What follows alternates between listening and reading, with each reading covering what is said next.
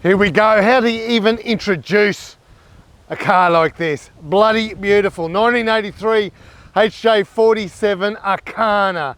Now these ones are very rare to Australia only because they were built in WA in the day by a company called Arkana. Now Arkana started with a ute, chopped it, extended it and built rear seats in the back. Why did they do this? Mining industry, different government departments and railway, things like that. I've even heard tourism. So they built these Arkanas and sent them out there. And now we've had the great luck to meet Ian and his Arkana. Ian bought this one. He's in Deniliquin and he bought it in 2021. So COVID time. You got to remember he couldn't go and pick it up. He bought this sight unseen on Gumtree and boy has he got a story to tell to what the car has turned out today, and it's been spectacular. It's in a Mr. Landcruiser for a few little bits and bobs. We threw a turbo on it, some other stuff, but before all that happens I just got to jump in this thing, take us all on a drive. Let's go do it.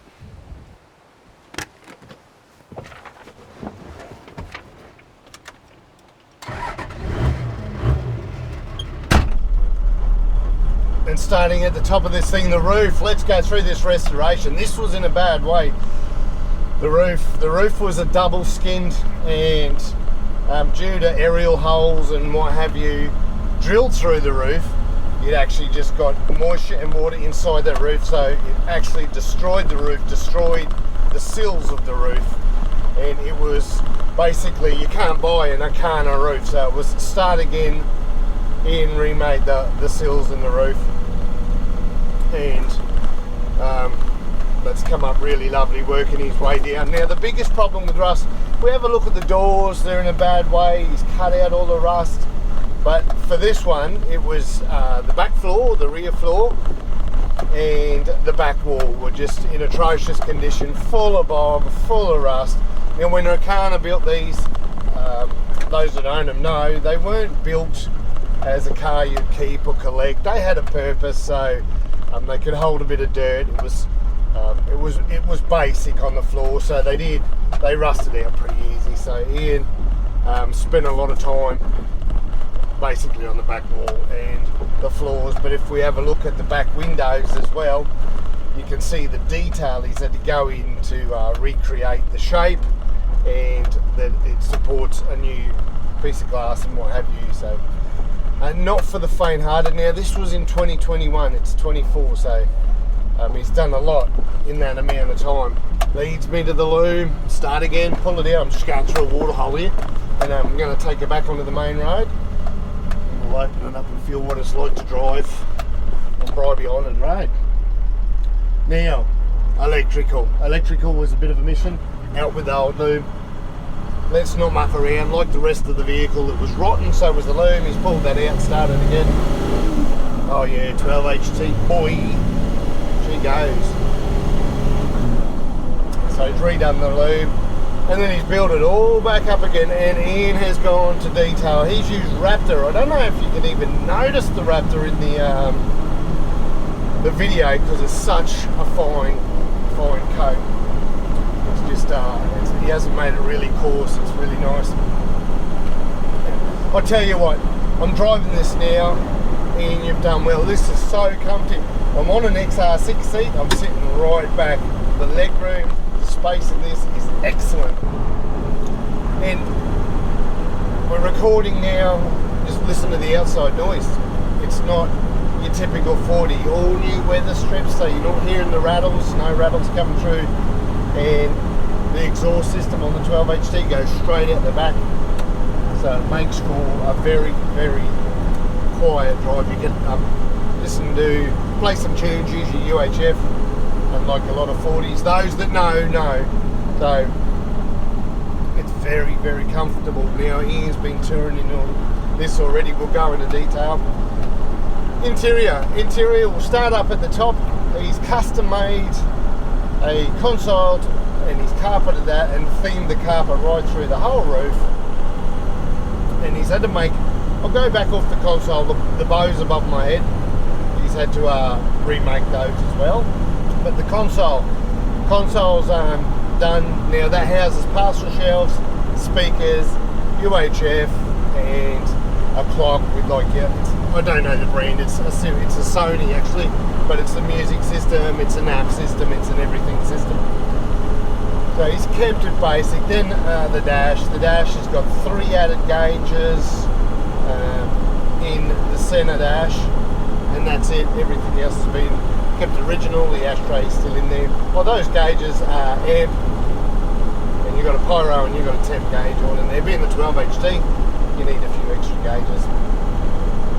And behind me is left in the style of its day how Arkana done it. I'm sure it's been reupholstered, but it's they're lovely to sit in. I have friends that travel, a family of 5 in these. I've done a walk around of the Cavalot's vehicle. They fit the whole family. They've got the XR seats as well, and they in the front, and they tour around. Now this at some stage has lived in Queensland. It has a Queensland mod plate, but a lot of its history unknown. So it started in WA and then worked its way over to Victoria and New South Wales, and now Ian and his family are up in Queensland. So this is where it's going to stay, in Queensland. Now I could harp on how smooth this is. It's bloody beautiful, bloody quiet in here. You can hear the crickets chirping. Absolutely lovely. We're heading back to Mr. Landcruiser now to have a look over this car properly, but that's basically the interior. Just a lot of space, custom front bucket seats, custom console, and the rest has got the real 47 vibe. I've got to add, while I'm sitting here at the traffic lights, that Ian did this himself. Got multiple photos of him, his family working on it, his mates working on it. So doing it yourself, you get inventive, and a lot of you will know. Let us know your experience if you used molasses before. Molasses was used to strip all the paint. And I've always heard about it. I've got several clients that have used it instead of sandblasting. And you soak it in big tubs of molasses. It was very messy, Ian said, so he's removed the paint that way himself. And I know the stuff works. I'm sure you can see other YouTube videos on molasses. I'm coming back into Past Street Road, Caboolture, the headquarters of Mr. Landcruiser. We're going to pull up. We're going to go through this vehicle because it's bloody beautiful. I don't want to give it back. We've just got the last thing to do on this one is a couple of mod plates for Queensland, and then Ian can come and have it back. I don't want to give it back. I would damn near sell my own my own ute for this one. I'd definitely give the 60 series up for it. Oh, that is so much fun. What a pleasure. I really, really don't want to say goodbye to it. Now that we're back, we'll go around it a little bit because it's got a few little bits and bobs to talk about. We'll start right up the front. It's got the ARB, the more modern bar work he's put on there. He's got LED headlights, and if you're still afraid of the dark, he's got some LED spotlights on the front. And the Donaldson, doesn't it look sick? It's a really good look, and that's something still today people contact Mr. Landcruiser and say, do you have an old Donaldson for sale? Which we never do, but a very, very cool look. On the other side, he bought himself a present, a whistle and soot exhaust system. So he's had that all put in there. And while we're still up, we'll come around the front. That visor, if you like those, there's one very similar, a bit smaller than that. 40 Fever sell them, Facebook, 40 Fever. But that one is not one of those. It's been there a long time. It's in the early photos. If we have a look when he purchased this vehicle, it's in those photos. And I have bought 3 Arkanas throughout the life of Mr. Landcruiser, and one of them was also a 47, and it had the exact same visor. So I don't know, did Arkana do it? Did somebody build them back then? But works a treat. So that one's for you, Aid. We got the visor, we don't have the flyer lights, and we're not running splitties. But my favourite, the Sunraiser. They're an affordable, they're steel. You can hit them with a mallet or a hammer if you need to. We've also got the Goodyear Wranglers. I've had a set of them in the past too, no complaints. I didn't mind them at all. behind me, the tray. Now that's not the tray that it came with. Looking back, Ian made the tray himself and put the timber floor in. The timber, he got it from, I believe, a recycling place down his way, and that is Rose Jarrah. So it's really, really nice. So he's done the woodwork, the steel work, the body work, done really, really well. That's the exterior of the building. Let's have a look at the 12HT. Come on, get a load of it. It is like the 40 series always should have had a 12HT. It fits in there beautifully. Same block or thereabouts as a 2H, so you know it's going to fit, and it just looks at home in here. I'm staring at that brand new Arashi turbo. Thank you, Whistle and Soot. They got us out of a pickle and got us the turbo really quickly. Also under here, talk about brake boosters a lot. This one's still got its original disc brake booster for the 83. Everything else is in its correct full position. There's not much else to say, but I will let you know that you can see a compressor here that is not aircon, but he's made it very clear that he wants aircon in the future.